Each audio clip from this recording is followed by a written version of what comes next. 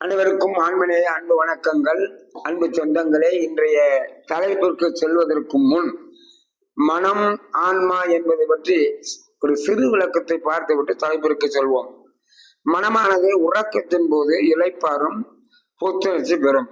அதேபோல் ஆன்மாவும் தியானத்தின் போதுதான் இளைப்பாறும் புத்துணர்ச்சி பெறும். இந்த சிந்தனைகளோடு தலைப்பிற்கு வருவோம் அன்பர்களே. இன்றைய தலைப்பு எது கூடும் எது கூடாது அல்லது எது அவசியமில்லை என்பதை பற்றி சிறிதே பார்ப்போம்.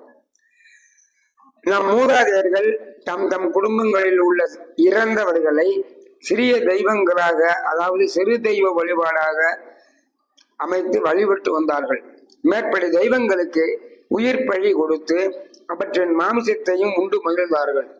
இந்த பழக்கம் மாபெரும் பாவம் என்று நினைத்த பெருமானார் சமய தெய்வங்களை வழிபடுவது அவசியம் இல்லை என்றும் சிறு தெய்வ வழிபாடு கூடாது என்றும் மிக வலிமையாக வலியுறுத்தி இருக்கிறார்கள்.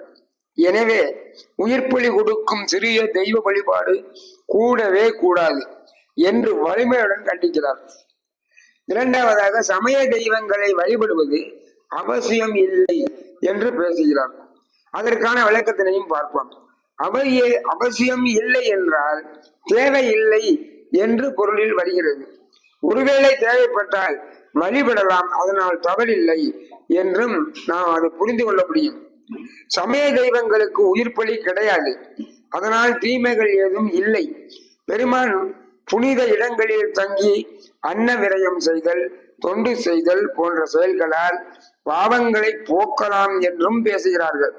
எனவே அவசியம் ஏற்படின் சமய தெய்வ வழிபாடு ஒருவாறு கூடும், ஆனால் சிறிய தெய்வ வழிபாடு கூடவே கூடாது என்று முழங்குகிறார்கள். மேலும் நால்வர் பெருமக்கள் சமய தெய்வங்களை வணங்கினார்கள். உருவம், அருவுருவம், அருவம் ஆகிய நிலைகளை போதித்தார்கள். அவர்களிடம் அன்பும் இருந்தது, தயவும் இருந்தது, கருணையும் நிறைந்திருந்தது. அதனால் இறந்தவர்களையும் எழுப்பும் வல்லமையும் அவர்கள் பெற்றிருந்தார்கள். எனவே சமய தெய்வங்களை அருட்பெருஞ்சோதியின் சாயையால் வழிபடுவது ஒருவாறு கூடும். எனவே சொந்தங்களே, அருட்பெருஞ்சோதி ஒன்றே வழிபடும் கடவுள், அதன் அனுபவமே பேரின்பம்.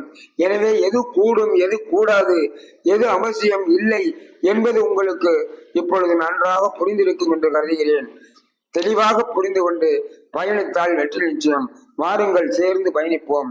அருட்பெரும் ஜோதி, அருட்பெரும் ஜோதி, தனி பெரும் கருணை, அருட்பெரும் ஜோதி. திருச்சிற்றம்பலம்.